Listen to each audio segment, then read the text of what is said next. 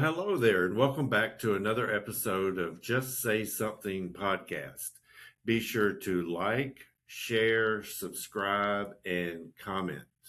As always, we have a very special guest. All of our guests are special. And so Cal Beyer is with us today. And Cal, there's no way that I can introduce you just because every time we meet, which has been a few times since you and your wife Chris have moved to Greenville, we just end up talking about so much with prevention and everything that we do. So if you will let our listeners know who Cal Byers is and what Cal does. Wow. Thank you so much. And Phil, you've been a big part of our welcoming here to Greenville. I tell people all the time in my work, you've rolled out this red carpet, and everywhere I go, people have been introduced to me thanks to you. You're a great ambassador. You're a great ally. I've considered you a great friend already, and Well, it's just been 3 months. So thank you. Oh, just wait till the next 3 months. I can't wait. I think we're just starting. I always leave with this anticipation of what's next. Right. So I love the work that I do. I currently work for national nonprofit SAFE Project. It stands for Stop the Addiction Fatality Epidemic. And we work to collaborate with other nonprofits and for-profit and social service agencies across the country. We work in key areas concentrated in veterans and caregivers, communities, college campuses, and workplaces. I'm the senior director for Safe Workplaces. I joined this team 2.25 years ago, but I partnered with Safe Project for almost 3 years previously when I was doing work in the construction industry around workplace mental health, substance use, suicide, prevention, and overdose prevention. And I partnered with Safe Project because the way they closed gaps, the way they joined in and met people where they were at. It was much like what I see with you and your team at Just Say Something. You're here to serve a role, you're here to help, and you're here to help helpers. And that's a power multiplier that you just can't deny. Right. It works every time. Yeah, it really does. And we've got a very committed team. And so this has been almost a lifelong journey for you, from what I understand. So tell our listeners a little bit of your background and what brought you and your wife to Greenville, South Carolina. Yes, and it is a long life because I've got 35 years of work experience. I started as a dedicated risk management and safety professional. So the tie to prevention is ingrained. It's what I do. But it starts earlier.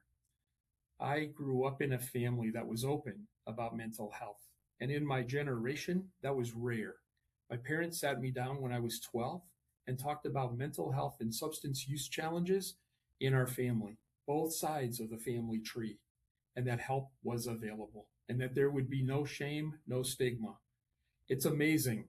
It took 6 years to find another peer that had a similar story that they could share. I come at this work with lived and living experience, 3 knee operations as a young teenager, prescription pain medication use, misuse, and even abuse. And it took courage to talk to a physician and my surgeon that I needed help. And they said, now we have to tell your family. And my family supported me. There was a medically supervised withdrawal. I was told never to talk about it, that I dodged a bullet, and that I should feel fortunate to have a clean slate and a fresh start. But those days gave me dark thoughts, Phil, and it made me feel that I could help other people. So the biggest lesson I learned was never judge anyone, because if it could happen to me, it could happen to anyone. Right. And the second main lesson was I could help other people. Yeah, that's really powerful, because so many people out there, that won't happen to me. That just happens to those other people. Yeah, and in my work, I was drawn to being a helper. I always called it doing the people work, and then I would catch up on the paperwork. But I had the privilege of working with public safety agencies the first 8 or 9 years of my career. And I ended up happening upon a need for a suicide prevention project in municipal lockups in my home state of Wisconsin. And what I learned was a person with the right vision, surrounded by the right team, focused on doing the right activities, could make a difference in the world. And that project changed the trajectory of my career. And it led me ultimately, years later, to launch a mental health and suicide prevention initiative in the construction industry. And when we look back 10 years later, now it's almost 12 years later, there are so many groups doing this work. What we need to do, Phil, and you know this in prevention, is break the stigma around substance use, empower and equip and educate leaders to bring safe solutions to their workforce. Right. And not rely on the regulatory business requirements, but to do things with empathy and compassion to help people navigate toward recovery. To do things with empathy and compassion. That'd make a great bumper sticker. We should work on that. Yeah. It'll be one of our next projects. I can see it coming. Oh, so construction industry.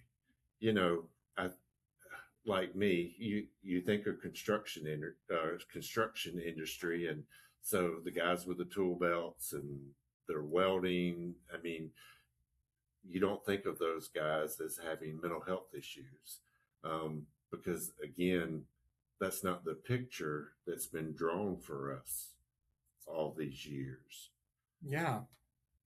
Men in tough industries had elevated rates of substance use, of mental health, suicide, and as it turns out, even overdose. There was a fear of seeking help because it would look like a sign of weakness.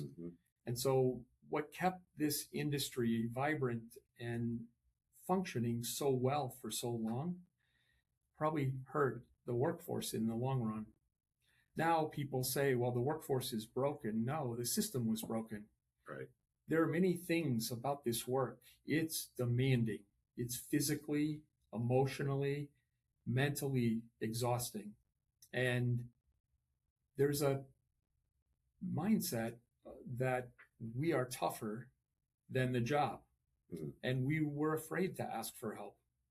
But I think equally important, if we're not at work, we're not getting paid. And then we're not able to provide for our families. Right, right.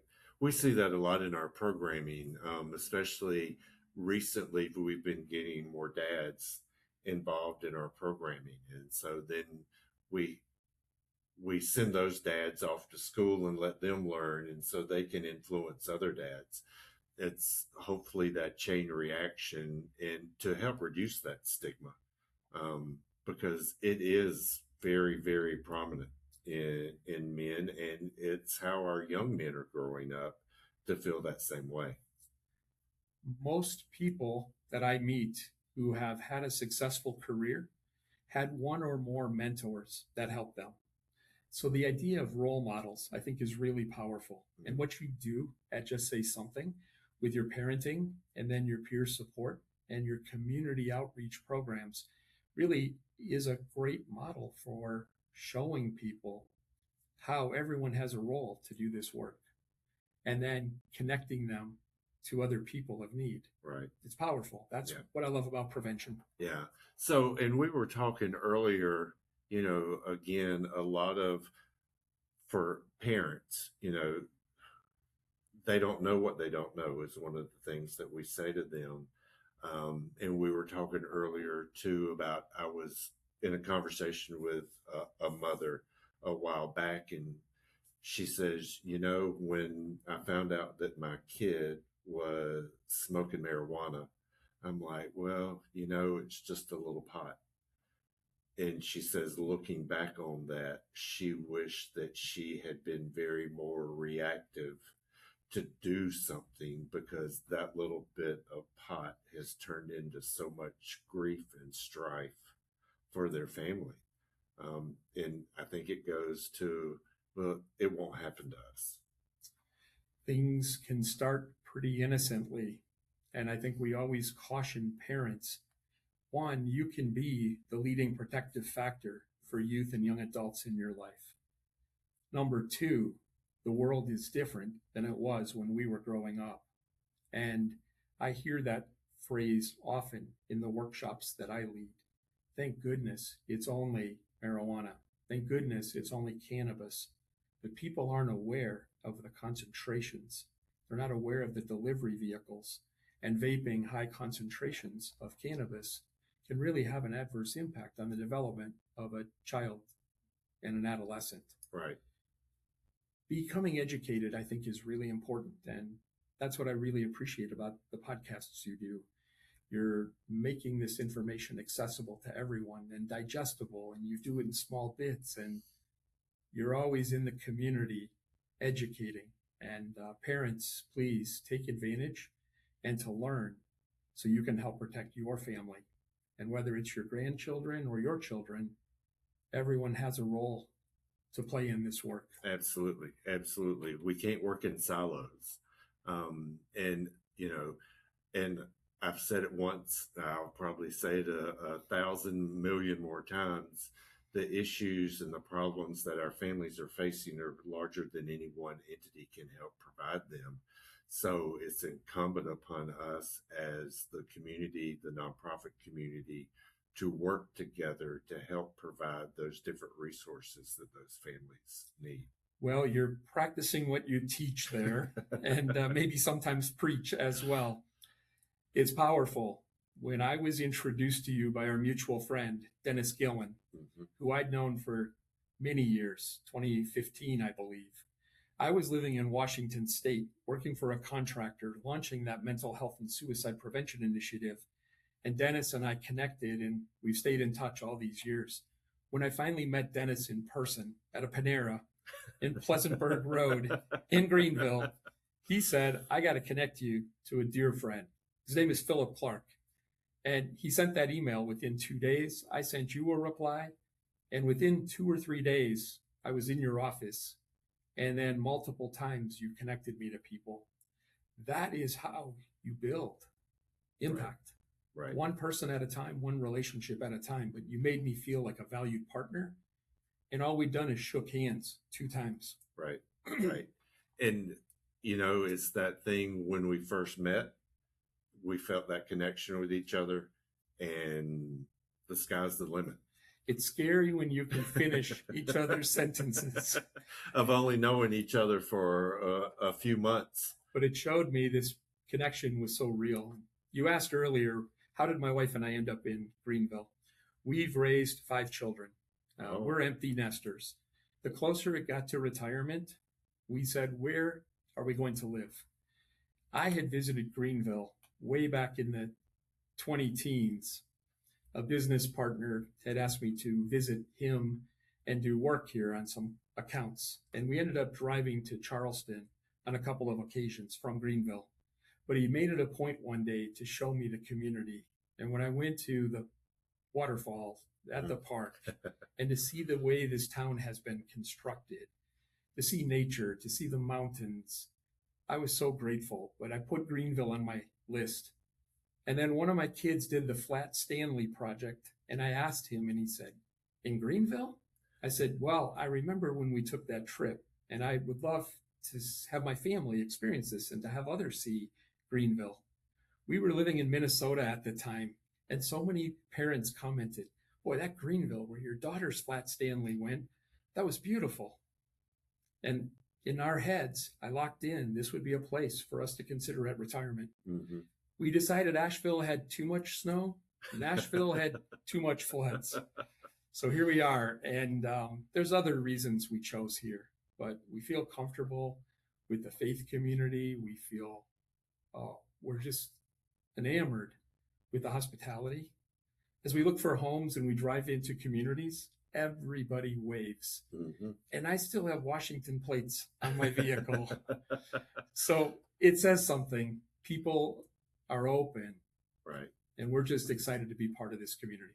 Well, and we're happy to have you as part of this community. I know y'all moved here back in March, And so you've been able to spend so far your first summer here with us in Greenville, and all I can say is wait till August. Oh, nuts. Everyone has told us July might be the worst. Oh, wait till August. I must not have been ready to handle that news 2 months ago. Okay. All I right. feel more resilient. I'm hydrating constantly. Yep. Yep. Don't leave home without it. Don't leave home Absolutely. without it. So I know you just came back from a speaking opportunity not long ago in Nashville. And so share with our listeners some of what that was about and maybe just a tip of some of the things that we talked about of what you brought to share with me today that I have in my office. Yeah. One area that I've been passionate about because of that lived experience with opioids is opioid risk reduction and opioid safety.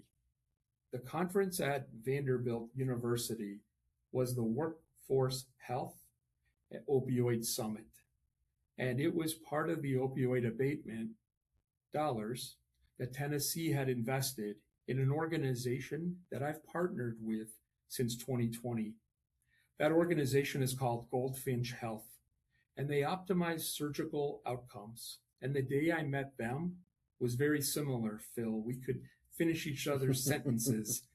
And they gave me the confidence that I knew enough to talk intelligently about opioid risk reduction.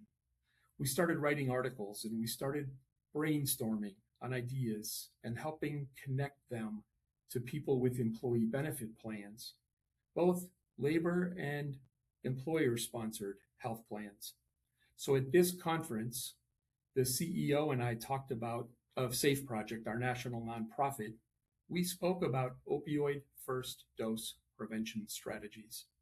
And as we were sitting at the airport several hours later, received several messages from medical professors who were in teaching roles saying the way you spoke so clearly about opioid risk reduction really shows how much we can learn. Mm. So what you and I have been talking about is how can we educate employers to safely communicate to employees about opioid safety, opioid risk reduction. And the tool that I brought for you to see today was a prepared for surgery kit from Goldfinch Health. And the second tool is called a one box, and it's from an organization known as Rapid Risk Reduction. And they gave me 5 demo boxes to share with people in the state of South Carolina as I'm new in town to help break the ice, to teach people that naloxone has a place in every workplace and every work site. Right. So I loved what you told me about going to banks and credit unions. I'm looking for restaurant leaders. I'm looking for lodging and hospitality. Someone who wants to say, we should have naloxone to be prepared for a medical emergency. Right.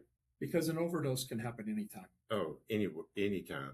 Yeah, what you were referring to, we were at an event and there were a good many banks and credit unions were set up as exhibitors. And, I just took over a couple of little boxes of naloxone and said, you don't know who's going to walk into your branch on any given day. When that door is unlocked, you have no idea. And so I'm all about trying to be proactive. Yes. And so for our business community, it's incumbent upon them to also be proactive and to see opioids that there is a way that they can help their employees. There is a way they can be proactive. There is a way they can support their employees and their families. It is so important. What got me involved in that work was sharing with employees and then industry leaders, helping people in recovery, saying if they have a standard surgical experience, they're going to be prescribed opioids upon discharge. Cal, what do you tell people? And when I was introduced to Goldfinch Health, they helped people on that path. And there are methods for opioid sparing and opioid free surgery using established global medical protocols. They've not been broadly adopted in the US like they have been in Europe, but this organization, Goldfinch Health, really helped me propel that message. And the CEO at Safe Project, he and I had been talking about opioid first dose prevention. Mm. So many musculoskeletal injuries in those tough industries, Right. even with automation. And frequently, those workers would get prescribed opioids. And so, what started as innocent pain management could, for some people, spiral into an addiction. Right. Right. So, we needed to educate those workplace leaders that we can do more. And so for the business people who are listening to this, there are resources out there. And if you've been thinking of, or even if you haven't, it's incumbent upon you as a leader in your business, in your industry, to be able to put that first foot out and that hand out to provide that additional support for your employees. I know there's so many small businesses within our community, and a lot of them are how I feel how we are here. Just say something that we're a family within a family, and just know that there are resources out there for you as a business person, for you and your company, but also for the companies, the employers that have thousands and thousands and thousands of employees. There are additional resources out there for them. One of our struggles is getting people to realize that prevention is so important. We hear a lot about treatment.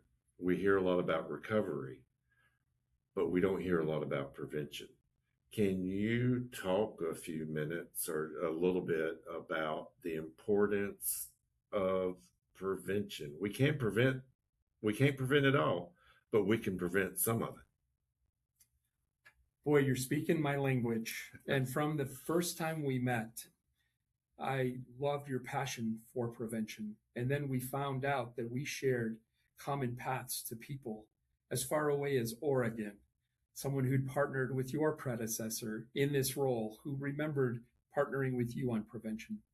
I've always seen, whether it's public safety or it's safety and health, occupational health nurse, or you name it, the people in prevention have a special passion for moving upstream, looking for strategies that we can solve a problem through multiple channels, not waiting for that crisis to occur. So yes, treatment is very important, and so is recovery. I advocate for both. But if we can move upstream and prevent the problem, we can minimize a lot of the pain and anguish that occurs with substance use that is left untreated, unresolved. And what we frequently find is that stigma is a barrier. The way we were socialized, the way we were conditioned, even derails us from our basic prevention methods. Right, right. And, I mentioned earlier about the mom that I talked with that her son, she found, was smoking marijuana. And so I've just had a conversation with one of our local middle schools, that they caught a number of their students vaping THC. And so one of the things that we continue to talk about is today's THC is nowhere even close to the THC and the marijuana from the 60s, 70s, even 80s. It's so much more potent now. And then with kids trying it this young, that we talk about mental health. We talk about the effects of what THC can do to that undeveloped brain. It makes my heart hurt because the kids don't know what they're doing to themselves. And yet the good news is when we educate parents, caregivers, or guardians about the power of prevention and them being the protective factor, it's very empowering. It's what gives me hope. Organizations like yours. I happened to be visiting on a day when Just Say Something was hosting a collective community baby shower for your Hispanic uh, parenting Right. cohort. Yep. And you told me to go sneak a peek, and you were so excited that day. And I came in today to the same room, and you said, "We just hosted another one." That power of multiplication is where that ripple effect occurs. Mm-hmm. So it does start as a parent with one conversation, having the courage, the bravery to say, "I care too much to not say something." And it might mean that we have to admit that we were wrong. I didn't overreact because I thought it was only marijuana, but marijuana is different than it was in my generation.